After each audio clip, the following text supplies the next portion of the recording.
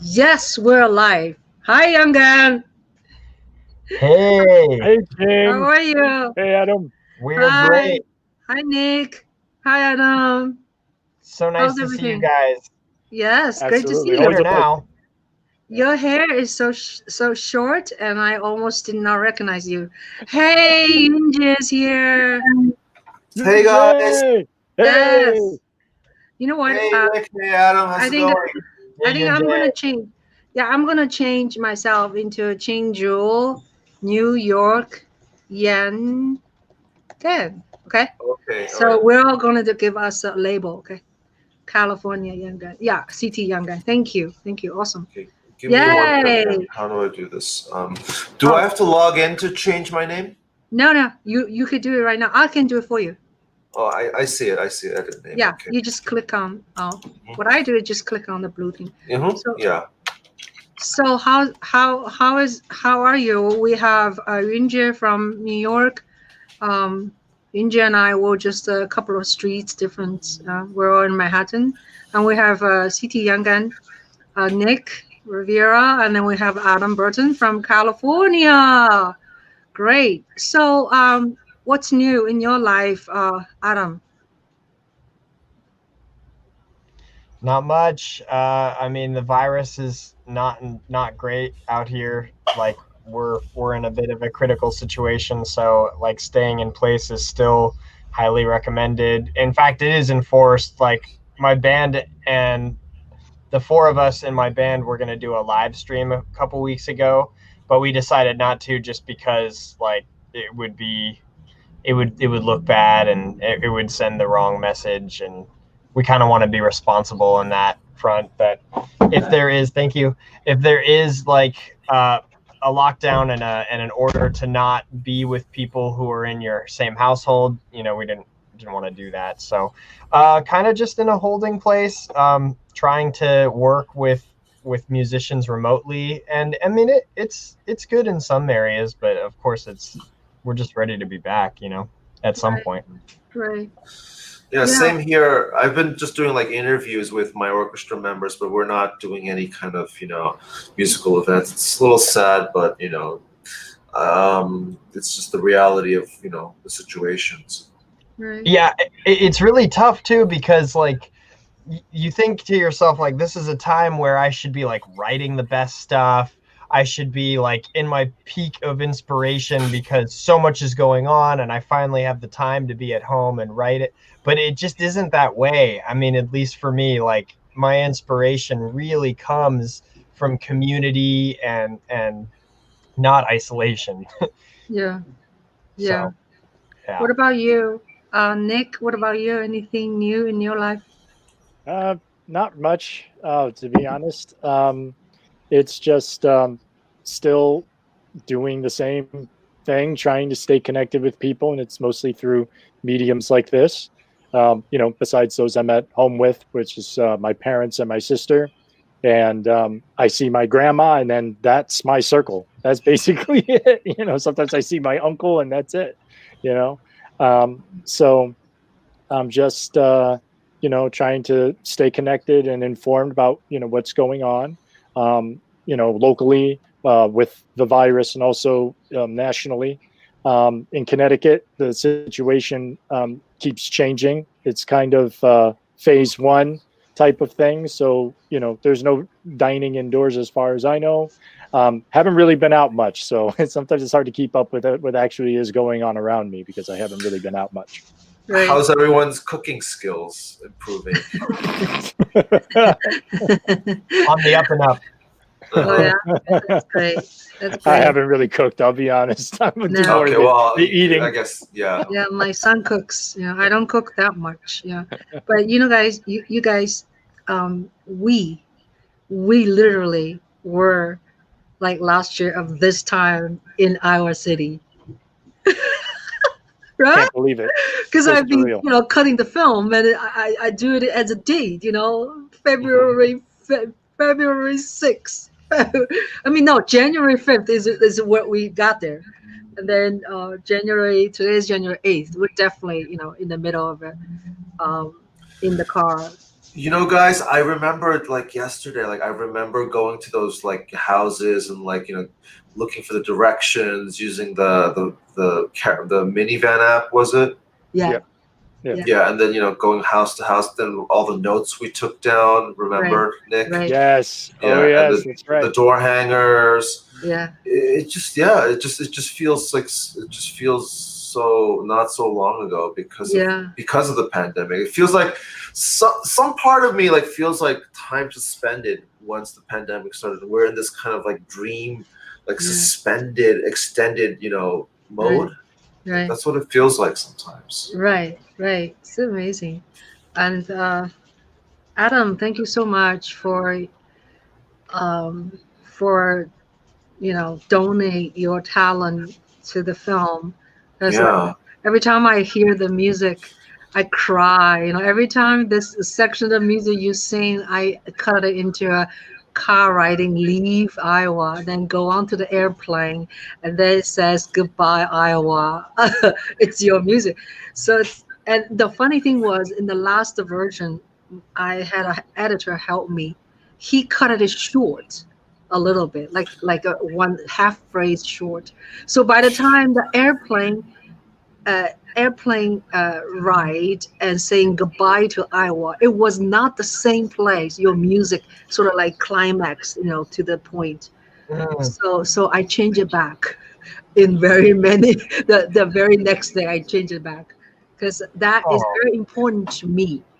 Because I recognize this. Rudy's here. Hi, Hey, Rudy. Hey. Yay, Rudy, California Yang Gang. So we were just talking about Rudy, like what we have done or anything special about our lives these days. So what about you, Rudy? See in the chat, he's getting his mic on right now. Oh, he's getting his ears. Yeah. So so did you? So Adam, did you see my film, the most recent one, or you saw the older one I gave you, like a version? I saw two versions of the film before you had put it out on YouTube. Okay. Oh, okay. I don't know if there was another version, if there was a... The most recent version is the one on 4th, which is, I worked with the editor crazily. Like in 2 days, in 48 hours, we worked together for 30 hours. That was the version that you premiered on YouTube, right? Yes. Yeah. Yes. Yeah. So, but then I saw some problems, like, I wasn't crying at the Adam's music. So I went back to change yesterday. I spent about 3 hours changing some of the stuff. I did not make it too long. Still, still 1 hour 18 minutes. Yeah. So the version that had my music at the end that you said was too short, that was actually the version that was premiered? Your music was in two places. Going to Iowa and leaving Iowa. Right. Yeah. And then the version of I use the ending music is from my brother's music. That's what I meant. The end of the Iowa section. That part in the premiere version. Yeah. Was that the slow, or I mean, was that the shortened version or the? Yeah. The premiere version was the shortened version, which I did not realize. There's two places very important. Also, he cut this goofy look of Jimmy Ben. Do you remember, Nick? Jimmy Ben was like that, he got way up close. He got up close to the camera. Yeah. So I put it back because my editor cut him off. Probably, he doesn't know who he is and why is he doing that. But to me, it's very personal. To me, it's funny. I mean, it could be goofy. Once in a while, it's goofy. It's okay. So. Yeah. But anyway, yeah. But absolutely. I can always send you the most edited version. There's nothing I could do on YouTube. It's there. You cannot change it. So I also on YouTube, I took it down, not as a public video, as a unlisted. But I kept you can, do you guys know in Vimeo, you can replace a video on Vimeo. For instance, if I put a Vimeo, right? If I put something there a month ago, every week or every day, if I don't like whatever it is, I can change it. And then I say replace it. So the link is the same, but inside is replaced. So that's a really neat feature on Vimeo for filmmakers, because filmmakers see themselves have problems all the time, probably just like me, or they want to improve. So for instance, if I submit the movie, right, already to film festival, several of them, but film festival, I have a feeling they're not watching my film right now because it's too early, right? They're not going to watch somebody's film now if the deadline is in three months, you know. So that means I can keep replace it, right? I can keep replacing, make it shorter or make it better. So that's cool. Anyway, so where did Rudy go? He said he'll be back. Okay.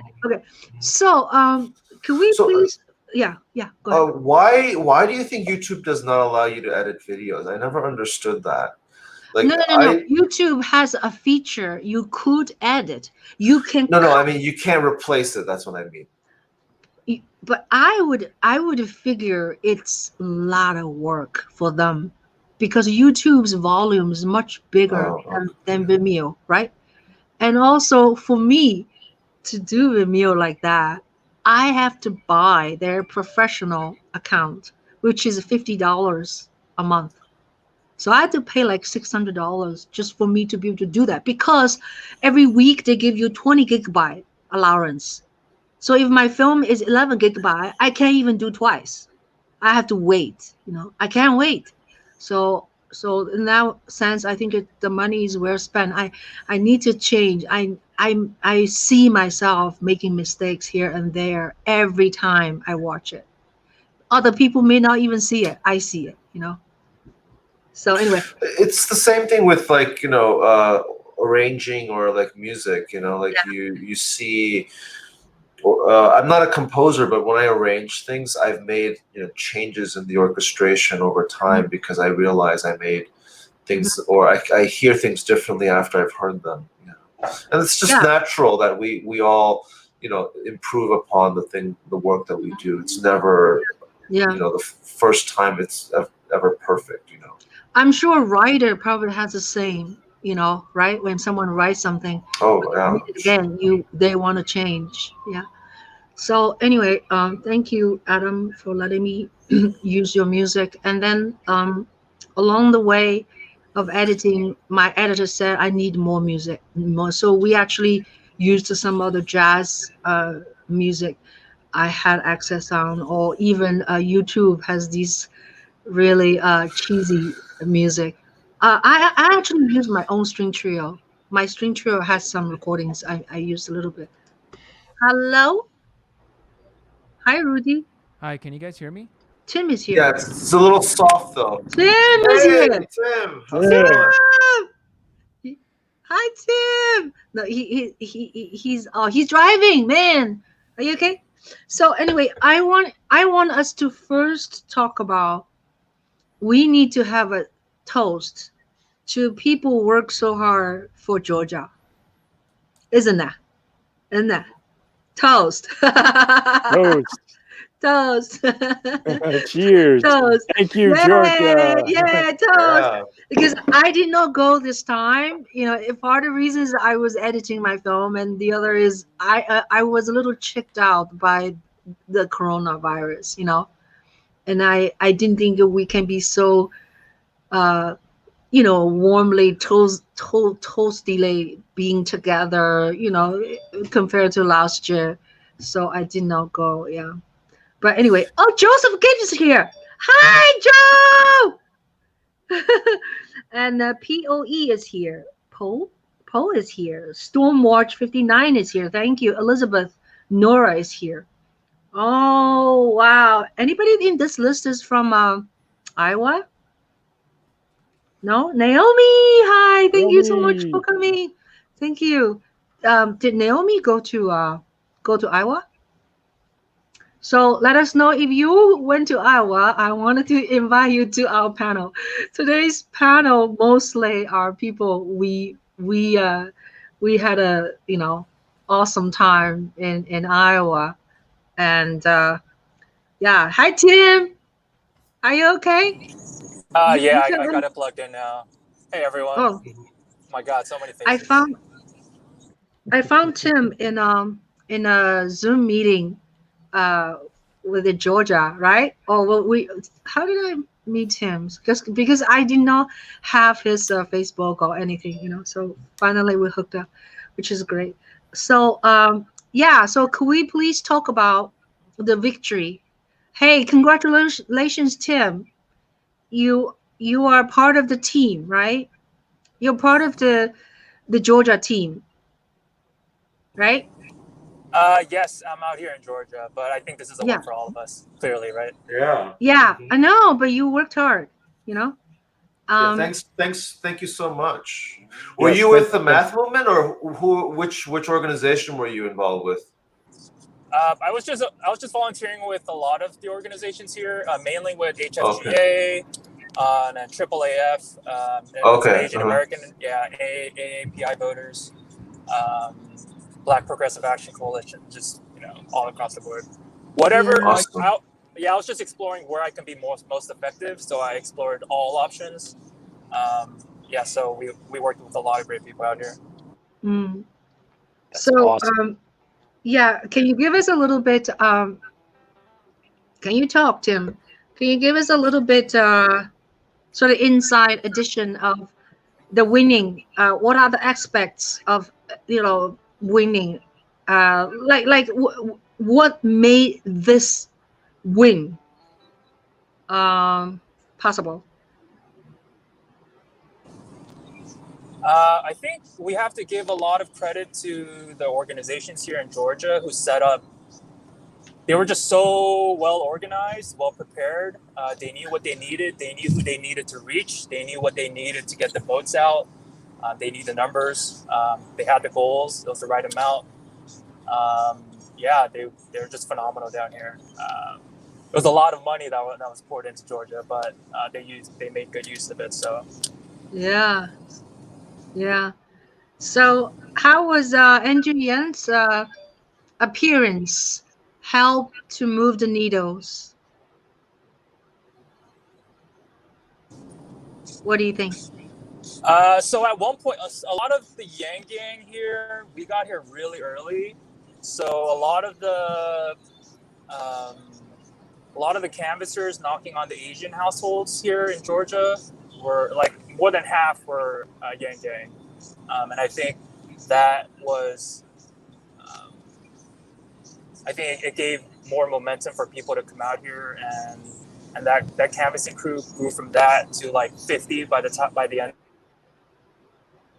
And that was just on the volunteer side for the big organization. So it was a massive help for us to be there.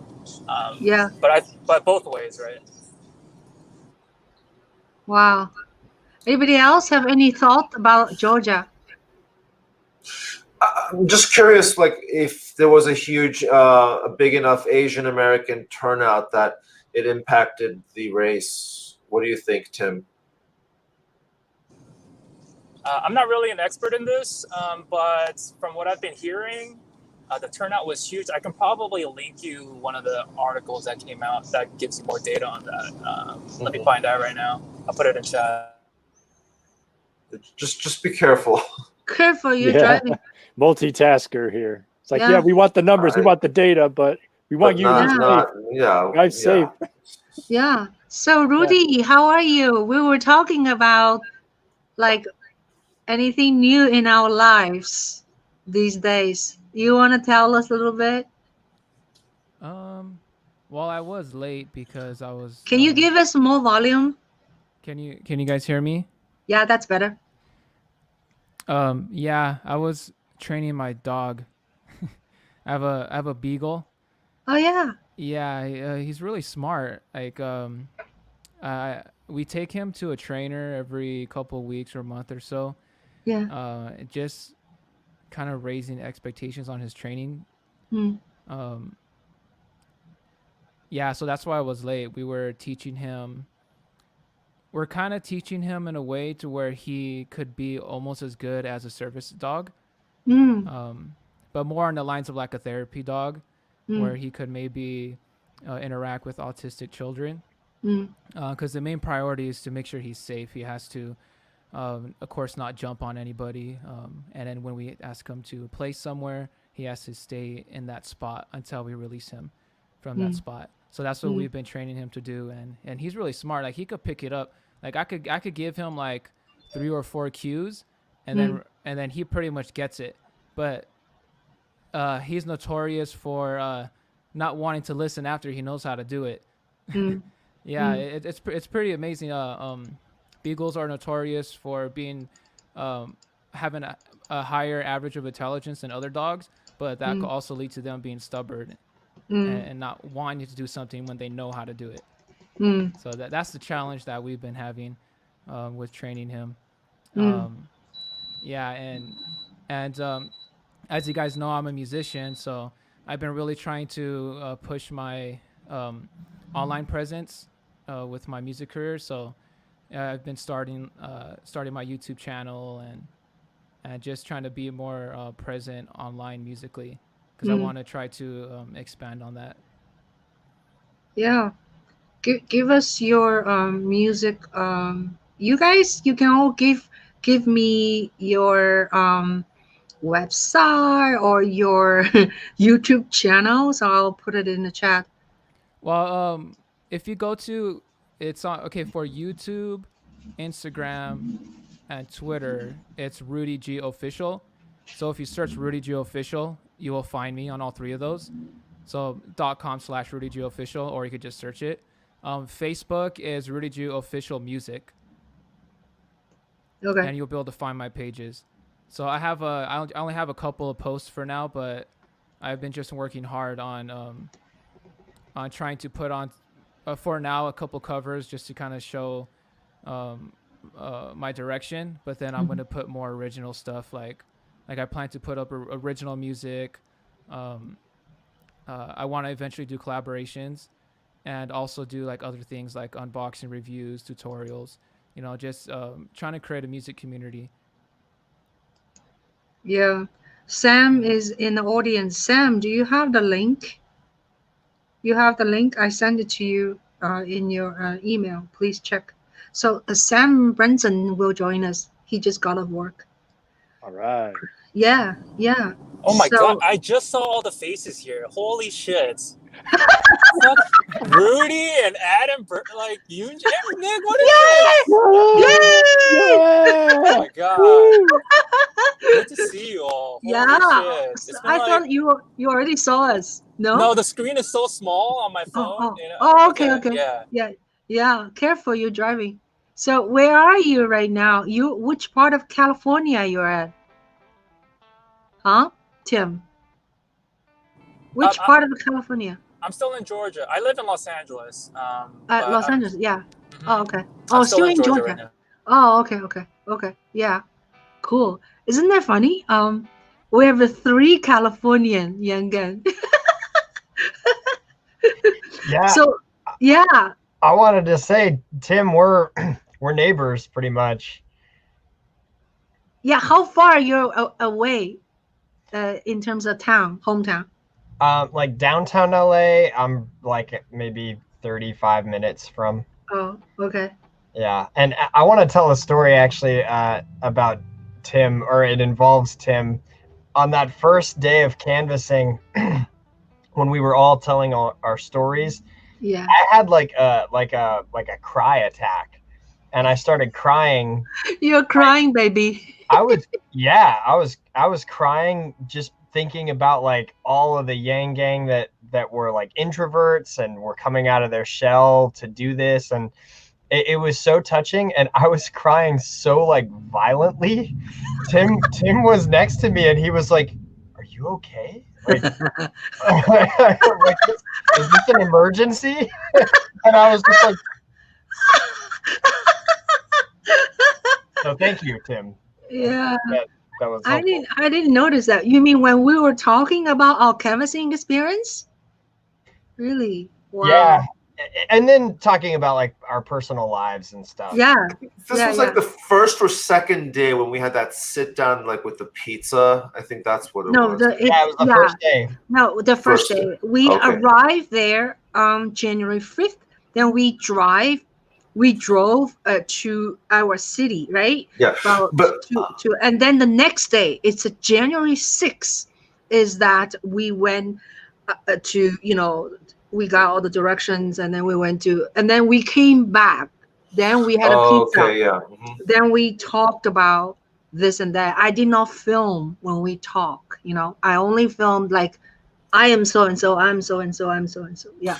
I actually have a little bit of footage of that. I don't remember who it was talking, but I actually took a little bit of footage. I don't know if you might want it or anything like that, Ching. Yeah. What are we talking about? It was somebody who was giving their testimony. I don't remember who it was, but I can look back, and I think I took a little bit of footage just casually. But if you need it, or if I don't. Okay, I'll send it to you. Yeah, in my first version, the long 3-hour version, I had a Rudy actually talk about his experience. Yeah, but then later, because the film is too long, it just gets cut and cut and cut, But and then Jonah was talking about he went out to the door, and then someone came with a gun. So yeah, only 2 person talked, Jonah and Rudy, and Adam. then Adam, Adam talked too. Sorry, after but me, right after me, I remember that. Later on, Adam's talk still there, and Jonah's testimony actually was dug out by my editor. He liked that because I didn't like it, not because the content, it was so noisy. It was just really, because when Jonah was talking, we were not sitting down quietly. It's just during everybody's walking around. But anyway, so it's interesting. He liked it, so we put it back. Yeah. So, yeah. So it's amazing, isn't it? It's been a year. That was an interesting first day, Rudy. Remember? Of course you do. But we ended up in a building we weren't supposed to be in. It was like a Section 8 housing facility, and it was a like an assisted living for people who are disabled or elderly. Yeah. And they were really nice people. Like, even though we got kicked out, I didn't intentionally say this to the person who was kicking us out, but I was like, wow, these are really nice people here. I really had a good time talking to them, because they were open to have a conversation. Because it's very common in assisted living facilities that you don't get a lot of visitors. So if they get a chance to speak to people, it makes their day. And of course, as you guys know, I'm in mental health. So, I mean, I could understand that, because a lot of times they just want to have someone to talk to, or someone who will listen, or, just have like a regular conversation and help them not feel like that they're in that position. Like they just feel like a human being talking to another person. Right. I remember, I think we had a situation where we were supposed to go to an assisted facility, but they didn't allow people to go there. Remember that? Right. So we ended up just leaving a bunch of flyers. Yeah. We went into some kind of assisted living and talked to the manager, right? And so they were in the meeting or something. They say you can leave it on the table. Oh, Sam is driving. Hey, too. Sam. Yeah. Hi. What's up? Good to see you guys. Yeah. Yeah, good to see you too. Sam, let me put your as Virginia, VA, right? Virginia Yang Gang. Okay. So that's awesome. Great. How are you, Sam? I'm doing all right. I got a roof over my head and enough money for food on the table, so I can't complain too much in this day and age. Yeah. And anything new in your life? Are you drinking? Oh my God, nonstop new. Yeah, I got Earl Grey tea. Oh, okay. But yeah, been nonstop newness in my life. After Yang Month, I moved to a new city to work in healthcare as an addiction counselor. Yeah. Day I was supposed to start training, I show up and we get COVID restrictions. So they send me home and lay off half their staff. After that, I try starting a business. That lasts about 6 to 8 months before the winter COVID goes up again and clients start going away. Yeah. So after that tanked, I bounced around between a couple jobs, and I'm currently doing bathroom repairs. I do grouting and caulk specialized. Wow. Wow. So how you? Yeah. Sorry, Sam. Didn't you get your certification to do the thing for the mental health? Right. I remember you posted that on Facebook. So I finished school in December before Yang Month. My certification comes about 2 weeks after I get back from Yang Month, and the only place that was actually hiring recent graduates, the day I was supposed to start training, COVID restrictions. Okay, but So it's I'm something still you can. qualified, but it's just not at the moment. People aren't really looking, you know. But hopefully, after this pandemic is over, you can go back into that, right? Oh, absolutely. That is still the plan. Yes. Okay. How about you, Yoon Jae? What you been up to? Well, I've actually had some positive things happen during this pandemic. You know, being in this pandemic, it actually forced me to really do a lot of deep thinking. And, you know, I had a self-realization, and I want to share this with you because I think it's actually very relevant to the Yang Gang. I think, you know, a lot of people who are independent-minded or entrepreneurial are very, very drawn to Andrew's, policies. And I think I've always been kind of somebody who wanted to always be independent. And I decided that I'm not going to actually try to pursue applying for jobs anymore because I've been doing that for a very, very long time and it hasn't been very successful. But I decided I want to be truly independent. I just want to have my own goals in life and music, and I don't want to be tied. It's not that I don't believe in it or it doesn't work for others. I'm sure it works for many others, but for me it hasn't necessarily worked. So like I decided I want to like pursue a business of teaching, you know, and tutoring people in music, and then arranging, conducting as a freelancer. Great. Yeah. That's awesome. Yeah.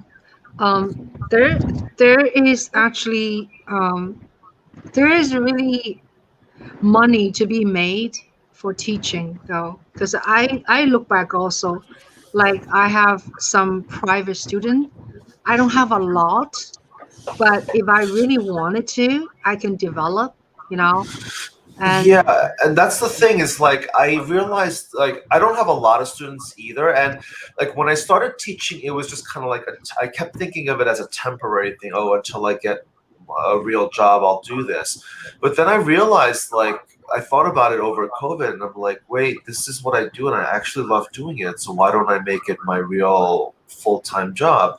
And like what I realized also is that by teaching online, I have no restrictions, geographical restrictions. Like before COVID, I was teaching mostly in person. I had very few online students, but like now it's like almost, well, now all my students are online because I stopped doing in-person lessons. So whether they're in New York or in, I have students in Missouri, in Michigan, like all over the country, and potentially all over the world. Like there's no restrictions to where that person needs to be, as long as they have a good internet connection and an instrument. You know, we could have a lesson. that's awesome. That's awesome. Yeah. Rudy, Adam, do you guys also teach online? Do you give music lessons online? Like, what is your experience with that?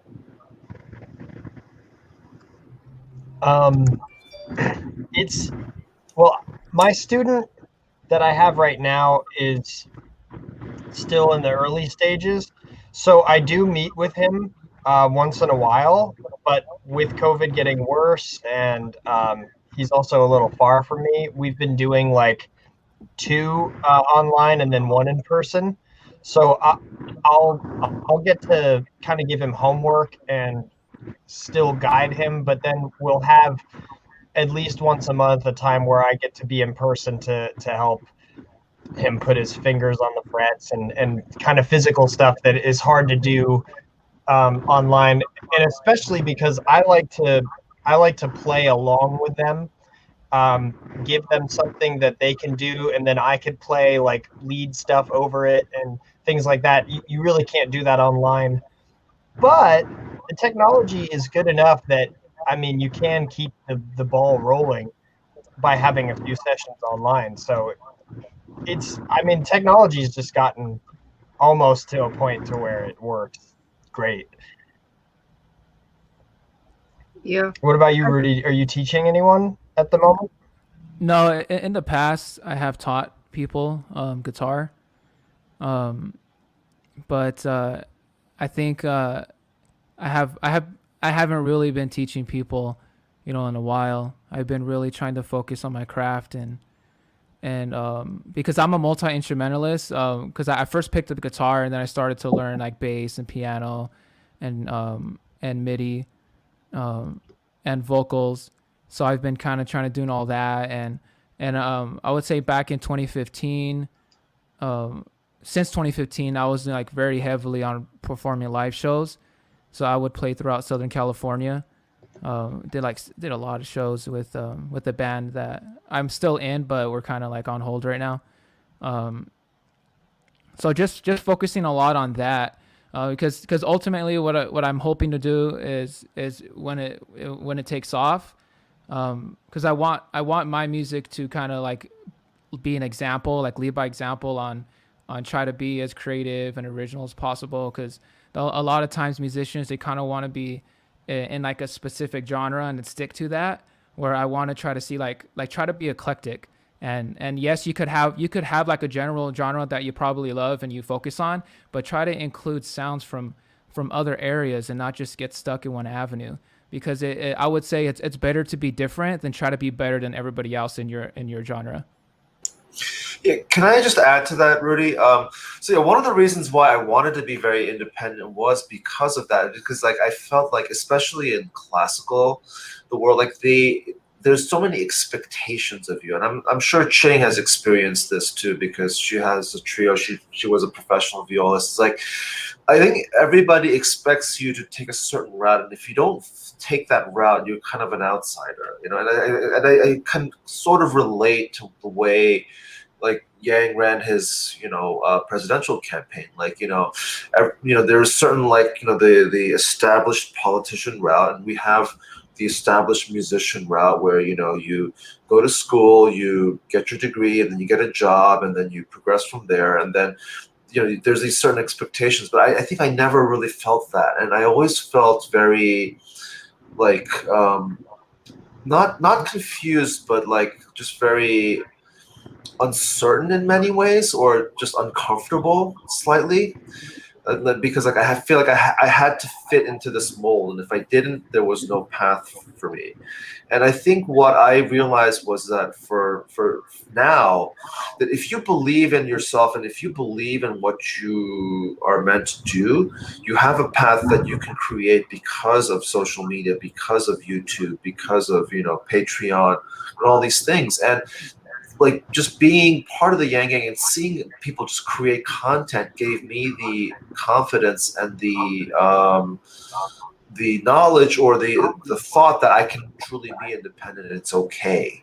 You don't have to fit the mold of anybody, and you can, if you believe that you have this great gift that you can share to the world, by all means do it. And you don't have to, your style doesn't have to fit into anything. You can be your own style. You can be your own artist. You can be independent.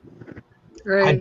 I totally relate to that, to both of you guys, Rudy and Yoon Jae. Like, we are in a playlist generation, where people don't really sit down and listen to records front to back unless it's really good. which is kind of like what we still have. There's those cult albums that people listen to, but mostly it's Spotify playlists that have all kinds of different things. I mean, you guys could probably agree. When you ask people what kind of music do you like, the most common answer is, oh, a little bit of everything. So it really is like, for people like us who we like a little bit of everything and we want to create a little bit of everything, it really is like our time. Right, because music. Excuse me, I hear some noise among us, like either is a radio on or something. So maybe we should mute ourselves as we don't talk. Is that you, Sam? Okay. So can we mute ourselves? It very well might be my car. If you can mute for me. Oh, should I mute for you? Okay. When you want to talk, you just raise your hand. I unmute you. Okay. Okay. Yeah. Because this is a lot of noise. Okay. Good. That's okay. That's good. Yeah. All right. Sorry. Who is talking? Sorry.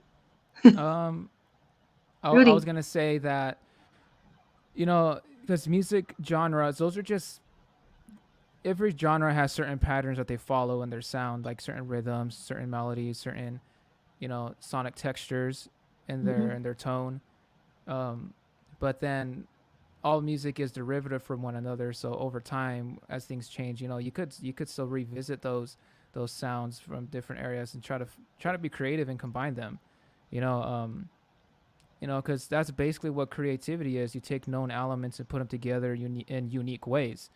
Ways that haven't really been done before. So it's not that you're like in a vacuum all by yourself creating something so independent that it sounds like nothing at all. But because that's really impossible. It's just your expression is a combination of all your influences throughout your life, and as long as you keep yourself exposed to different genres, even if it's things not musical as well, you could bring that into your craft and that's how you basically evolve over time. It's constant. It's not just I'm gonna create something unique and I'm done. I'm gonna keep going, keep improving yourself, keep exploring different avenues. Right. Like political parties coming up. We're gonna have a lot more variety of political parties in the next decade, hopefully. It's not rap, it's not rock, it's not pop, it's forward. Yeah, forward, not left, not right, forward. I wanted to thank my guests on the panel. Also thank people join us in the audience. Now, Ed raised a question. Did you see that? So can someone address that? Where's the information? Anybody want to answer that? Where is the affirmative action for Asian Americans in music and entertainment? Yeah, it's kind of strange because when you think of like actors and actresses, there's very, very little representation in Hollywood, and like I can only name like a handful, like like Ken Jeong, Daniel Day Kim, and maybe a few others, But yeah, there really isn't a lot of, when you think of like a lot of Hollywood movies, and it's hard to say why, why that is.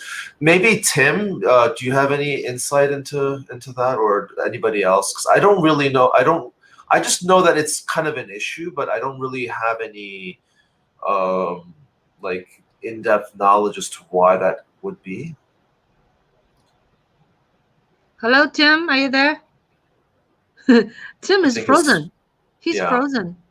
Yeah. What do you think, Nick? You're not Asian, but you know a lot of things. Well, I wanted to say I think that they're going to be there's going to be money put towards this, towards creating a more of a entrepreneurial creativity type of economy. I think that time has come, especially with the pandemic. So I think that might be part of the Biden-Harris platform. I think there are a lot of policies on the website, but I think that there's going to be more encouragement of creativity. So maybe grants, that sort of thing. Also, because of social media, because of YouTube, these different platforms, there's democratization, you know, as far as getting your content out. So may not be confined to the Hollywood, traditional Hollywood box. I think you're going to see entertainment and you're going to see creativity from all sorts of areas and cultural influences in the coming years. So we may not even need that. You know what I mean? So yeah, actually, from my, you know, my perspective is that I see so many wonderful Asian artists, you know, and I mean, not to even mention classical music. When we went to Andrew Yan's fundraising event last year in November, there's like all these people on stage, pretty much all Asian. You know, the Shanghai Respiratory Project, and then MC Jin, the rapper, right? His performance is wonderful. And then you see Ronnie Chung's performances. They're all Asian. Gosh. And then I deal with so many wonderful Asian composers, Paul Chihara, you know, Japanese, and my trio, you know, is all Asian. So I do not necessarily feel the shortage of, you know, Asians are being discovered as talented and smart, but who knows? I don't really know Hollywood scene. Yeah, I think Sam wanted to say something, but I think it's different. Oh, with Sam, like, Sam. Okay, yeah, sorry. Hi, Sam. You want to say something? Sam, you are. Yeah, my perspective on the issue, I can't speak to like international heritage, but at least with Asian American culture I've had the chance of interacting with, there's a much higher sense of like family value and collective responsibility as compared to Americans who are very independent and self-minded. So if you're thinking about the greater good and what value you can bring to the nation, entertainment isn't usually the first answer. You know what I mean? So it's a little bit harder to kind of end up in the situation where that's what you're pursuing as like a lifelong career.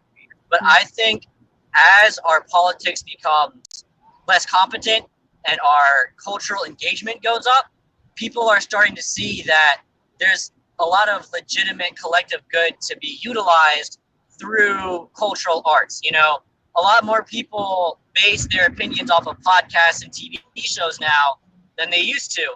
And a lot more people base it off of those kind of things than they do our institutions and political bodies. So I think that's a big part of the problem and a big part of the potential for solving it. Right. Well said.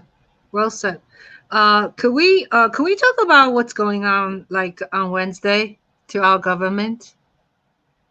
Anybody want to talk about the most current situation? You know, the Capitol Hill was being jeopardized. Anybody? I don't have much to say. That shit blew my mind. That was absolutely wild. Like, I still am left relatively speechless, to be honest. Like, you know, someone sells a loose cigarette or uses a fake 20, and then there's blood being scrubbed from the streets, but people, like, have a coup on the Capitol building, and there's one body? Like what are we? What's happening? I have nothing else to say other than wow. To be honest, it's crazy. Yeah, Adam. It's despicable that yet again we're seeing the lengths people will go to give white people a pass. I mean, this is a Trump community. These are mostly white people, and the National Guard wasn't called in. And I saw just this morning an article looking into the fact that they were like purposefully short-staffed on like the police front.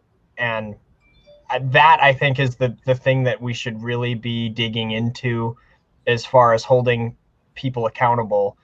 I mean, absolutely, Trump and his rhetoric and all of that, they should be held accountable for inciting this violence. But really, I mean, you can't defend the Capitol. Like, that is the most fishy part of this whole thing.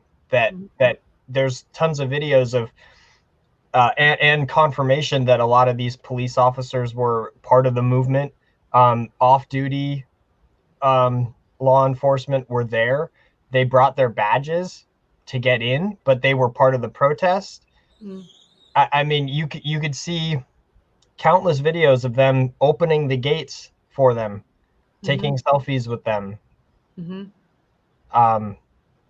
Yeah, I mean, everyone can see it, and it's just pouring gasoline on the fire of like us already being disenfranchised with the whole system. Yeah, we didn't really get a chance to really celebrate, you know, the victory in Georgia, and still that was still being worked out. We learned that Reverend Raphael Warnock won. Then we were waiting on John Ossoff, and then later that day it's announced, hey, he won too. We got both seats. And then you just have this debacle that took over the airwaves. You know what I mean? That's all that everyone was talking about. It's almost like there's definitely calculation as far as that event is concerned. And I think we're going to learn more about that in the days and weeks and months ahead, just how much collaboration there must have been, because that's one of the most secure government buildings. And I learned this not really from personal experience, not myself, but my sister. I'll just give you an example. She went through security. She had a keychain, a cat, designed keychain that was perceived to be a weapon, and she was arrested. Okay. And I mean, that's what really made her mad. The fact that a whole mob can go in there and nothing happens to them. And yet she was given a keychain as a gift. She had no idea that was going to be flagged and that she would be arrested for it. Of course, they took it to court. That whole thing was expunged, which is awesome. But the fact that even happened to her in, that place, that seat of government, it's just mind-blowing. Wow. Yeah. Yeah, I did not realize. I wasn't thinking about that way. I wasn't thinking, meaning, why is there's not enough policemen there? I wasn't thinking like, oh gosh, actually it was someone at the hair salon. I went to get my hair cut today. So one of the hairdresser, she actually said, like hinted me, it's like, do you realize, this is understaffed intentionally, oh my God, So I was actually watching Wednesday morning, and yeah, I actually first watched. I have my CNN on all the time. I did not see Donald Trump making speech with his crowd, so I actually turned on my phone. My phone was watching him. I want to see what he has to say to his crowd, because I want to know how bad he was. So around 11:30ish, I think he started talk. Oh my God, it was terrible. It was terrible. At one point, he even cursed. He said something like, it's something bullshit. He's talking about bullshit of the election, whatever. So it was just so much anger from him. So much. I mean, he just constantly keeps saying that the election was stolen. Like, I mean, can't somebody just shut him up? He has no proof, and yet he continues to do it. And then his followers, his supporters continue to believe it. Yeah. It's like, just give me a fucking break already. Yeah. It's like, enough is enough. I'm sick of this. Oh, we're going to threaten impeachment if you don't invoke the 25th. They're not exclusive. Impeach him now. Like, and we really have to do it so that he can't benefit from post-president, benefits like speaking and stuff like that. Like, impeaching literally blocks him from doing those things, from making money post-presidency. So that's a must. It's also a must that that he not be able to run for anything again. Yeah. Like, and then, like, thirdly, we have to send a message. You can't do this again. Yeah. I was watching on Showtime, there's a Reagan documentary. It's like a 4-part series about Ronald Reagan. Yeah. And Reagan sucked. I'm just going to say it. These are so many seeds for Trump. The stuff that he got away with, the stuff that he didn't know, the fights that the defensive fights that he got into, being so defensive with anyone who questioned him or gave him like a tough question. I mean, it's all like I feel like we let Reagan get away with so much, and then we let Bush get away with so much, and then now we have Trump. It's just progressively getting worse, and it's going to continue that way. And I feel like the establishment likes that. They like the divisiveness. Yeah. No, I think impeachment is a great idea. It is, if not anything, it stops his post glory life of being a president, and also it is a slap on his face. It is a punishment, right? It is a punishment for his unloyal to our fucking country. Just do it again. He earned it. Do it again. Impeach him again. I know the House impeached him already, but do it again. Yeah. Do what you need to do. Yeah. And don't let this stand. Don't just stand idly by. And the thing is, because of what has happened, especially with the establishment Democrats, it's like you've allowed too much time to pass. And when you made the case the first time, you didn't make a strong enough case, and you had all the evidence that you needed. So I'm like, you better get it right this time, because the people are not going to forget if you don't, if you let this slip through your fingers again. And there's a lot of strategizing. It's just political posturing and everything. Like, especially with Pelosi not really going for the more relief and more check. I don't care if it has Trump's name on it. People are hurting. And you're going to hold that back so he doesn't get some kind of a symbolic win. And you know what I mean? I mean, seriously, the priorities are so skewed amongst the establishment, and they are not paying attention to what's happening on the ground. And things are only going to get worse if the attention isn't paid. Yeah. And the people aren't paid. Attention needs to be paid. The people need to be paid. Right. And it does make me worry a little bit. What are they going to do on the inauguration day? It does worries me. I've already seen chatter, because you can get screenshots that are circulating right now from Parler. You see, that is the echo chamber where MAGA is going, and they're already talking about the 19th and the 20th, a million militia march. So I'm serious. They need to pay attention to what's coming next. You already know what's going to happen. So they said, we're coming with our weapons this time. Wow. They want civil war. Yeah. I hate to speculate, but that's what it sounds like to me. And did you guys, I'm sorry, real quick, CNN had their most viewed day in history Wednesday. Oh, really? Good for ratings, huh? Where are the incentives? Yeah. Wow, that's Didn't terrible. the market go up? I don't know. I didn't even check market. It went up. A lot. The market hit an all-time high the other day. Oh wow.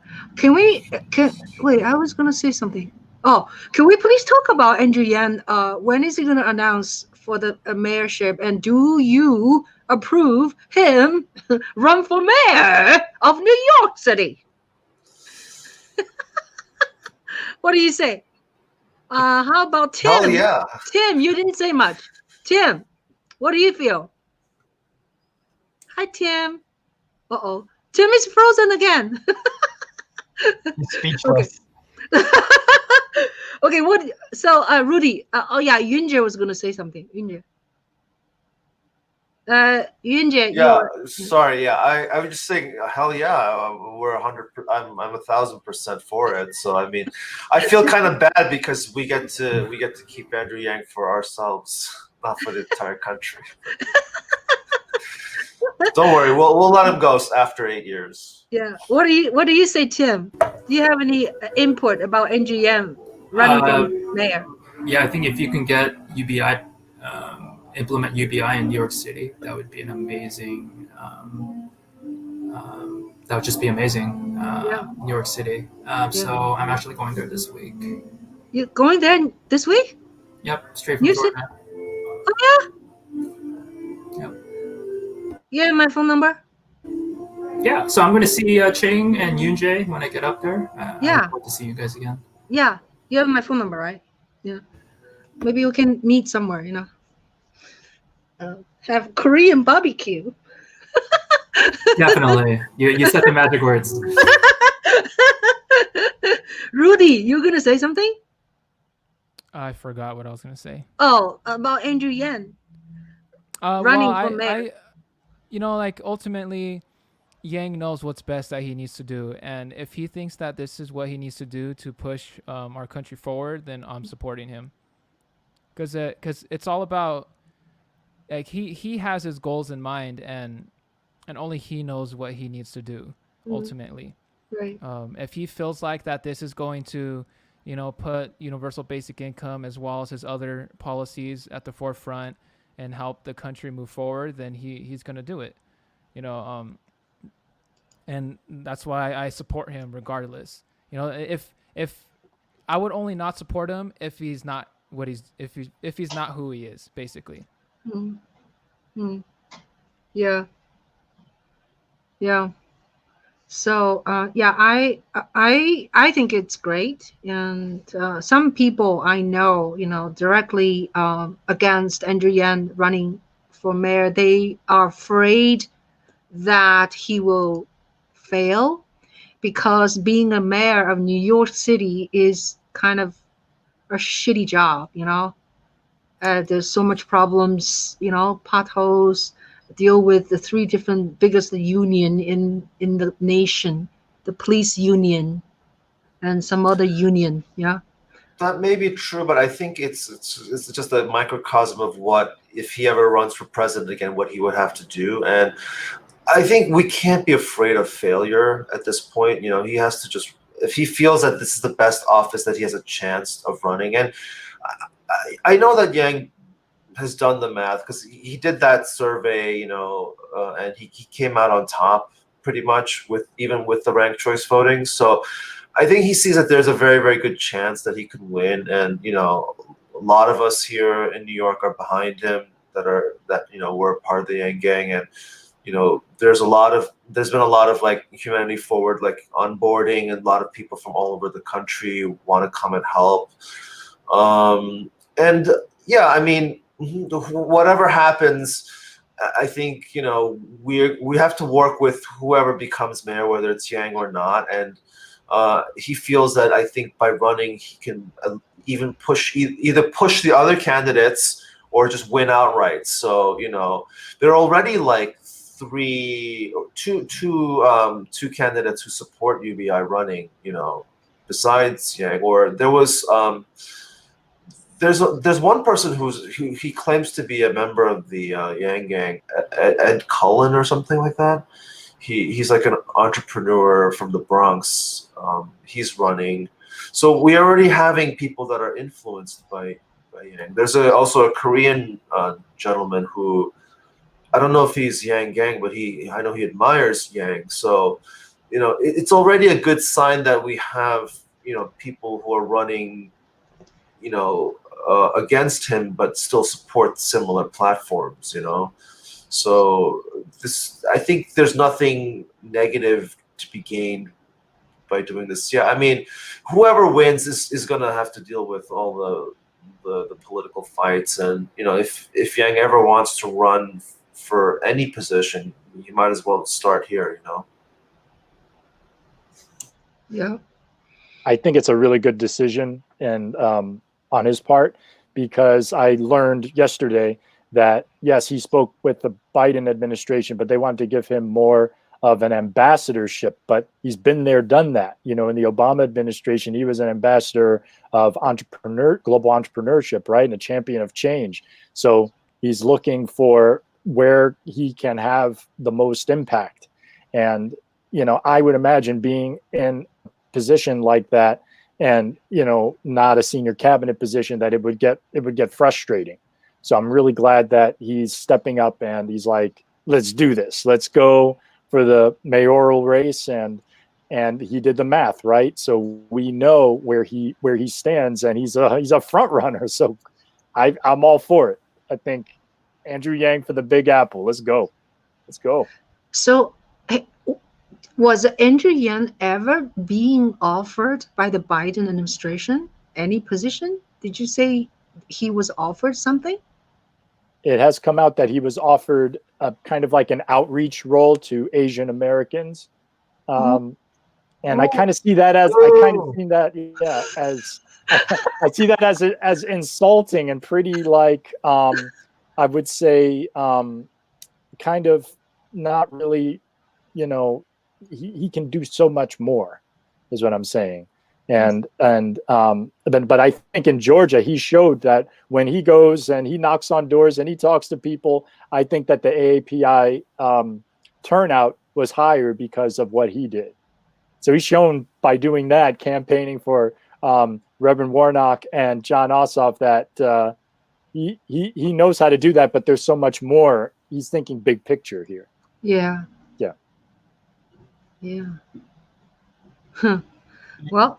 Yeah. They as usual, the Democratic establishment will just squeeze whatever they can out of people for themselves, not for everyone else. They're like, how can, you know, oh, we've got Arizona and Georgia now, our blue states, and who cares that we lost the red state, or the states that are now red, like Iowa, or used to be purple, like Ohio. I mean, they're like, let's just use him for Asian outreach. And it's despicable, it's insulting.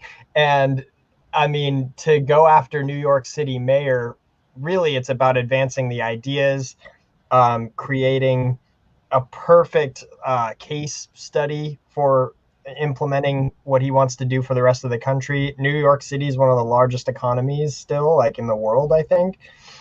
And it's also super sexy to the media, to that title and the attention that it'll get. So, like, I 100% support it. Yeah. And I hope that you guys would give me a place to stay if I decide to come out and volunteer. Campus. Yeah. Because, like, I think of, you guys had already left Iowa at this point, but it was like the next day after you guys left and went back home, like, we had a bunch of people from Canada come to help. And I think of it the same way. It's like, I'm a Californian, but I want New York to succeed so that it can trickle over to us. And that was what the Canadians said. We even had a guy from Germany come out and knock on doors. Wow. It was so cool. Wow. International Yang Gang. Awesome. Yeah. So do you remember the guy that came from New Zealand? That blew my mind. Oh, yeah. New Zealand, huh? Yeah. I don't remember. I'm surprised we didn't have aliens come. What's his name? Nawaz or something? Huh? That dude was cool. But yeah, man, if there's a volunteer opportunity to help Yang take New York, I will drop everything I'm doing and come up and do that, because right now I'm just doing pandemic surviving. So if there's some philanthropy, oh baby, time to get my hands dirty again. Ah, awesome. There is a like a volunteer sign up thing. Like, nothing's really official yet because he has not officially announced, you know. But we do have a like a sign up for onboarding. Let me just give you the link here. Hold on. Yeah. So we are almost approaching our time. Anybody else have any other subject wanted to touch? Anybody? Well, I guess it's just you know, I think the enthusiasm is there. I think we're gonna have to just cut through the what is it, the New York political machine, because there's a very, very big machine here, you know, that we need to cut through for him getting elected, you know. Yeah. So why are you so dark, Yoon Jae? Oh, sorry, it's getting dark outside. Oh, okay. Yeah. So can we talk about a little bit about my Yang Gang Diary? How many of you have seen it? Yes. So Yeah. Does anyone know? Oh, my bad. Go ahead. yeah, I can hear you. Yeah. Does anyone know what's going on with the majority party leader? Because I know it's like it's 50-50 tie between Democrats and Republicans now, right? So what happens with Mitch McConnell? He becomes the minority leader. Oh, so Kamala being the tiebreaker actually gives us the seat of majority party? That was the whole point of going down to Georgia to win the election, because now we have both the House and the Senate. Yes. For some reason, I was under the impression the tiebreaker made it different, but wow, that is super happy. So that's why it was so crucial Schumer for us now to win. To win is Georgia. Schumer now the majority party leader then? Yeah. I should play the song. Georgia. Better than Mitch, at least. Oh yeah. It's a game changer. It really is a game changer. This means that the Biden administration can hit the ground running and start getting things done. Seriously, because and then it also means we can schedule laws to come to a vote. That's new. Yeah. That is something we have not been able to do for a long time. Mitch gets a thing on his a bill to vote on. He's just like, nah, no one's voting. Y'all won't get to read it. So big victory. Super excited to start voting on laws again. Yeah. I want to hear from you guys. Oh, Sam, I think I'm coming through. I'm gonna have some background music for us. No. Well, just like the connection and like I think it'd be too muddy to hear us talking. Oh, okay. Can I you love hear? it though. I love you, Ray Charles. No disrespect. Okay. But yeah, this is good. I wanted to ask you guys. So my personal opinion, based on what I've seen at every turn in the political machine, is the Biden-Harris administration is probably going to put up a fight for anything good. Even though they have the Senate, even though they don't have like excuses, they're going to make excuses. So I think that we should all be thinking about how we leverage our public power to get them to do stuff that they would not do if we don't.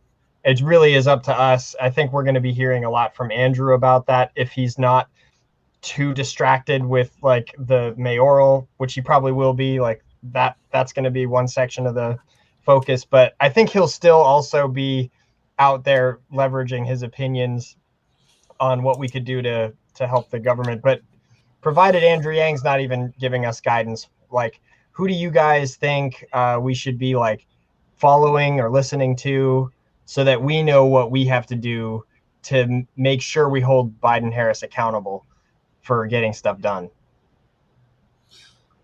Well, I think our local, senators and representatives, I think that's why we needed to have as many humanity forward endorsed candidates or Yang Gang candidates to be in the House and the Senate. And I think my hope is, and probably that humanity forward, even without Andrew like leading it, will still be active. In fact, they'll be very, very active. In fact, probably we, the Yang Gang, are going to be the ones running it, right? So I think we have to use, like humanity forward. I don't know if Twitter counts for anything, but whenever we start a trend on Twitter, it seems to work. So I think we have to just keep doing what we have to do, and then whoever in the establishment is going to be willing to listen to us. And I think we have to pressure our leaders, in our representatives to say, hey, these ideas that Andrew Yang pressed forward are not unique to the Yang Gang. They're just good for all Americans. So we need to, like you said, apply the pressure and just be like, get them to be like, like even like ranked choice voting, like there's some resistance among some progressives in New York, like so Brooklyn Borough President Eric Adams, who is generally considered a sound candidate, for whatever reason he's anti ranked choice voting, at least this time around. He's saying that it'll like disenfranchise minority voters, and I'm thinking, he's probably just outside of the mayoral races. I think we have like a very fresh new.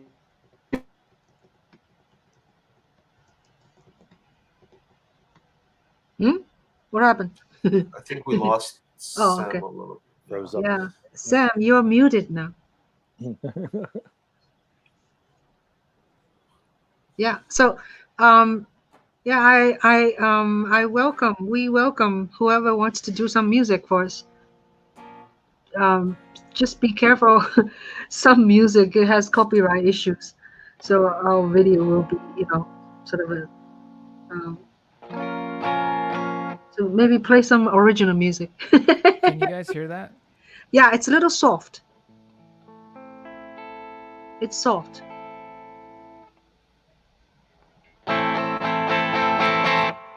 Mm-hmm. Better? You guys could hear that when I was strumming? Yeah.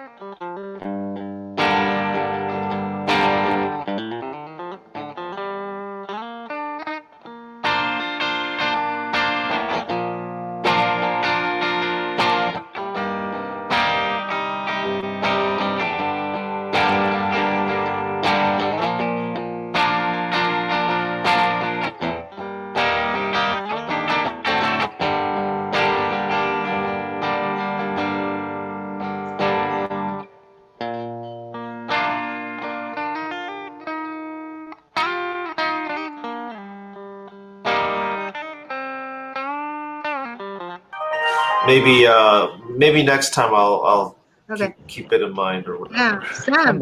If y'all give me a second, to grab my other phone, I can do something. Oh, All right. Yay. I'm gonna learn to play guitar. I'm actually getting it like tuned up at the Guitar Center. The thing is, Guitar Center's has gone bankrupt. It filed for bankruptcy, but the store's still local. You should support local music stores. Oh, okay. Local music stores. Okay. If you can, I mean, Yeah. the guitars. Okay. Gotcha. It should be local, anyways, in my opinion. Yeah. No. Agreed.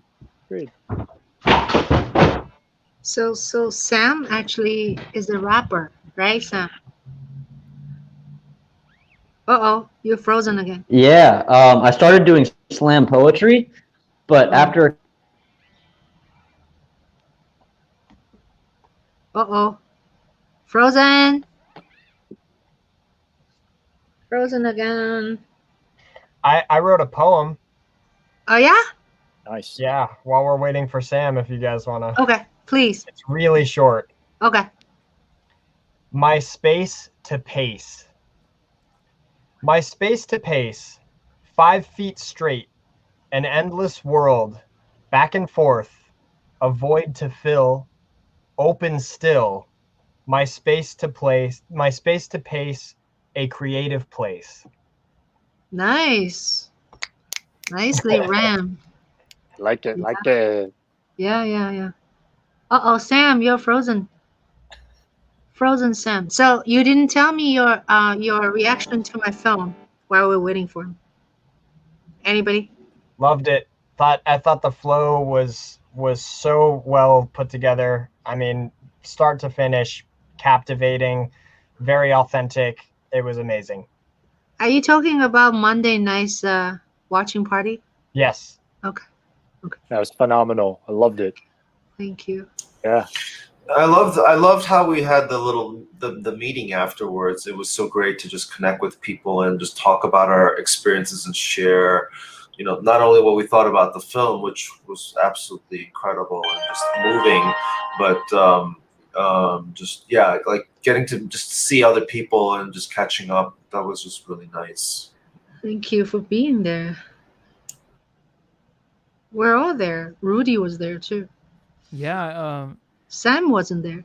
I was just impressed. It was really well put together. It had continuity.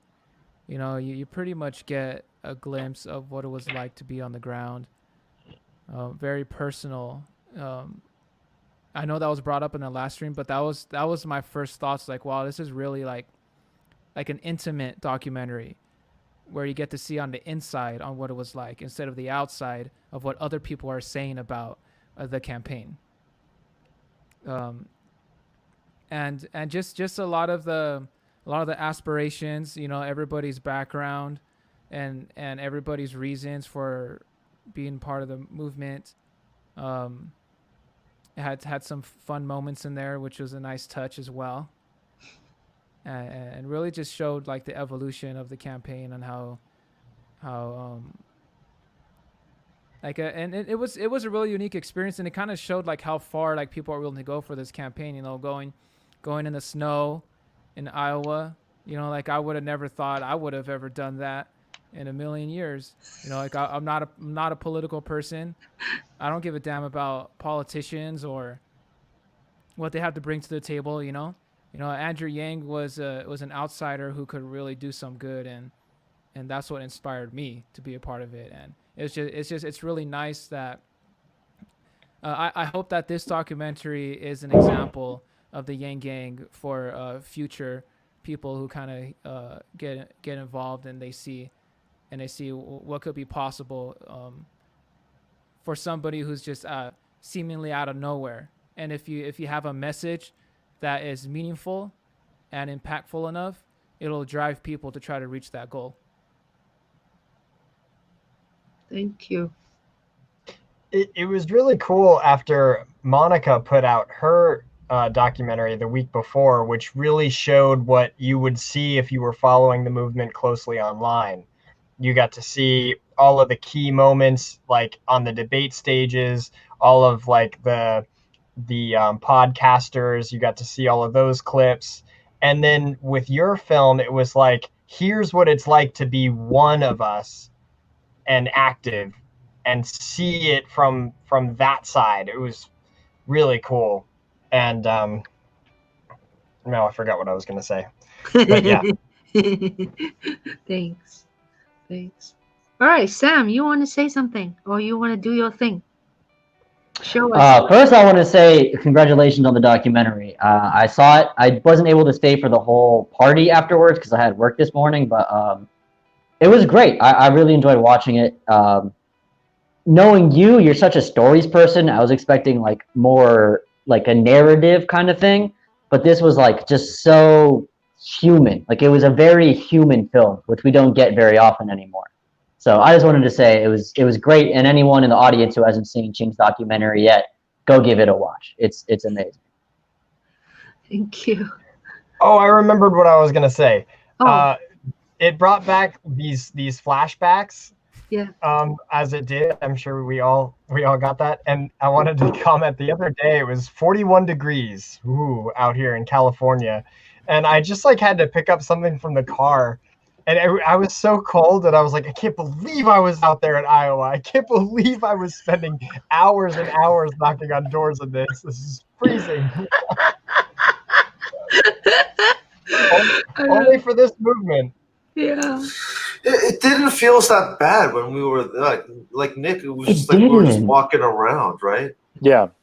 You didn't and really Sam notice also, it. right? Yeah. When we were. Yeah, I didn't film some other scenes, like I was tried to drive to get some food, like a McDonald's or something. And it was such snow, the car just wouldn't move once you drive into the McDonald's. So local people came down. There's father and son, two of them. They came. They pushed our car for us. Yeah, I remember that. Yeah, crazy. Nick was in my car. It was crazy. Wow. I also didn't tell the story. I didn't film myself. Do you guys remember in Waterloo, I got bitten by something? Bitten, like my whole body was full of in the hotel bed. Yeah, bed bug. Bed bugs. Yeah. I even saw the bed bug. So I captured the bed bug. I put it in a plastic bag. And then before I was leaving, I gave to the manager. I said, you should check it out. I saw this on my bed. It's so weird. But anyway, so I should have made it into the film, because there's not enough low point. It's all pretty happy. And it's crazy you say that because, like, while I was like hopping around trying to find a job, one of the things I did was door-to-door sales for Verizon, and it was like 45 degrees, nice day, like 5-hour day knocking. And I was like, yo, y'all not paying me enough for this bullshit. Like, y'all let Andrew Yang, I'm not doing this for you. Like, I was out there in below freezing. My face had icicles coming off it. I had pieces of ice out my beard. I didn't even think twice about it. But Verizon asked me to do it. You better be giving me like $30 an hour. But you are so awesome. You guys are so awesome. And Sam is such a great canvasser. He can be our teachers. So yeah, you had a lot to say in the film. I just could not put all in. And let's see, Nick was with me so much, and somebody made a joke, said this film should call Nick and Ching.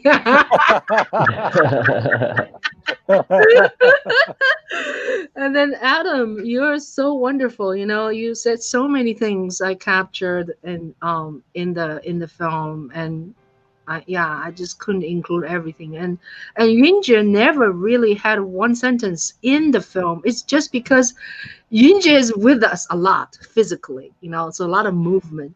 So I just didn't put another sort of like a dialogue in front of camera, have Yoon Jae say something. Yeah, I didn't really say much. And then remember, like, the interview you did with me when we were doing the individual interviews in the hotel? Yeah. Like, something happened to my footage, and we were supposed to do it again, but we never got around to it. Can I hear you? Okay, hold on a second. Sam, can you demonstrate something for us? Oh, I'm getting a phone call right now. Are you serious? No.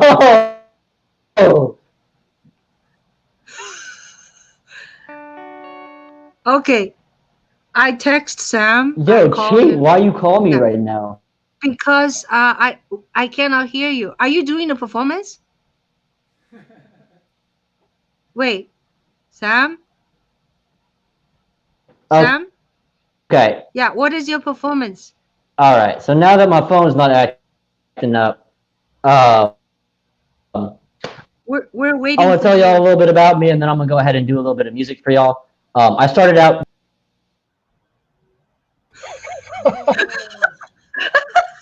Sorry. Oh, no. Sam, what's going on? That was you, Ching, huh? You just put an end to it. I think he has a It was a cut. connection. Another cut. So. The connection is bad. Okay. All right. So how about let's do a round of goodbye and say something, or anything you want to shout out about anything.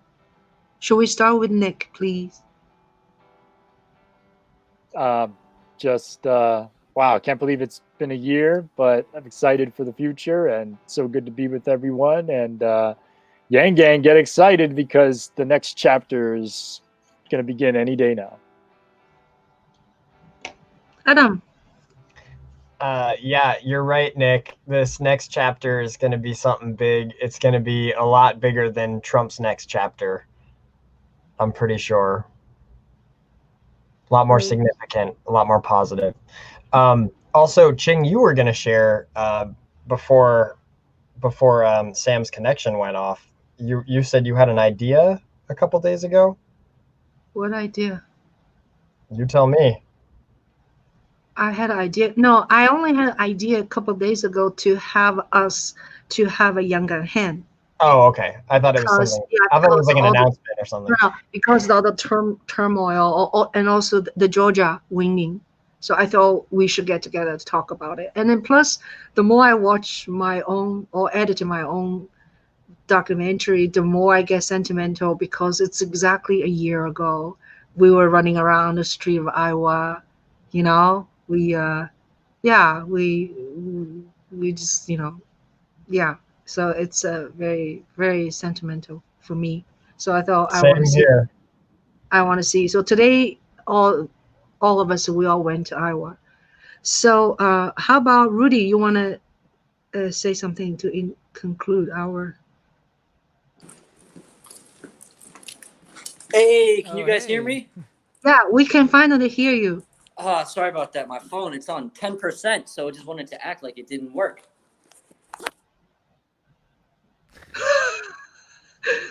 Okay, so Rudy, could you please fill in? I mean, I even though Andrew louder. Yang didn't, Can you get closer? Can you guys hear me?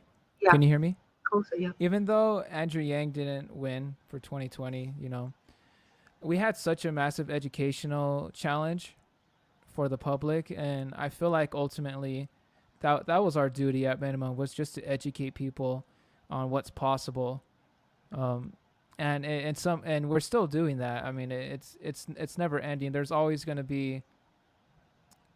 ways to inform people more on what's needed, you know, in our country and, you know, just for humanity in general. So I feel like the Yang campaign and our efforts have done so much, and like was mentioned in the previous live stream where we were planting seeds, and you know, there's going to be a forest of people who think this way and have this mindset of abundance instead of scarcity. And I think we just need to continue to expand on that for 2021. We've seen how bad it could be, you know, in 2020. Things can get worse, you know, especially with automation. It got accelerated last year because we were kind of forced to do that, which just means we need to, you know, move our country forward even more so. Right. Yoon Jae, your turn. Sam, we're doing a conclusion talk. After Yoon Jae, Sam, it's your turn. Yeah. Okay.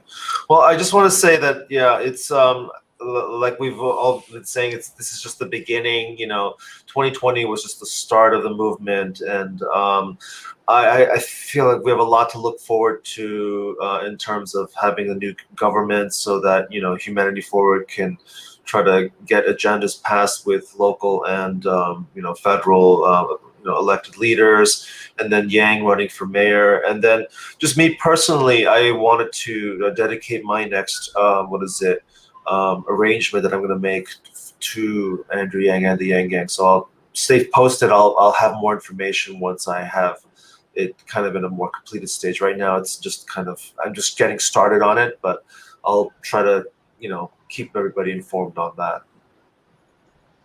Yeah, great. All right, Sam, your turn.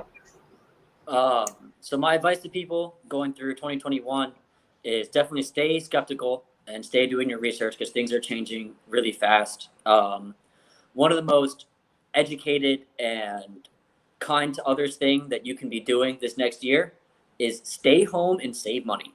Like, seriously, dude, go to work, come home, prevent, you know, this communicable illness from infecting more people.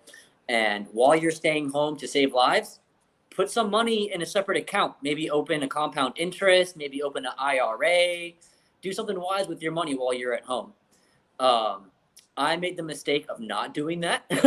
I tried to open a business during all this, and I lost a lot, not only financially and in terms of real estate, but also in terms of my ability to maintain a creative presence online.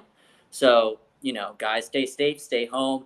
If you guys know me from outside of Ching's work, my apologies for not being as present as I should be or I plan to be. I just, lost a business, lost a job, lost a real estate. So it's been crazy, but I will be starting to be present online creatively again. You can actually see behind me is a set I built in my house. I built that myself. It's like a real wall that I built. So videos coming soon, art coming soon. Stay home, stay safe, and stay financially wise. And Sam, you're gonna do something for us. Oh yeah, this was originally meant to be part during when we were sharing our music abilities, but my phone wanted to remind me that I buy T-Mobile at the time, so it didn't really work. A little bit about me, in case you don't know me, I started out doing slam poetry, nominated for a few awards, placed in a few competitions, realized that hip-hop had better cultural influence. I've been doing that for a few years now. I'm going to share with you guys an excerpt from an unreleased song called Carl. This song is about predatory loan practices that are motivated racially. Very common in America, something that you guys should watch out for if you ever look out for a payday loan.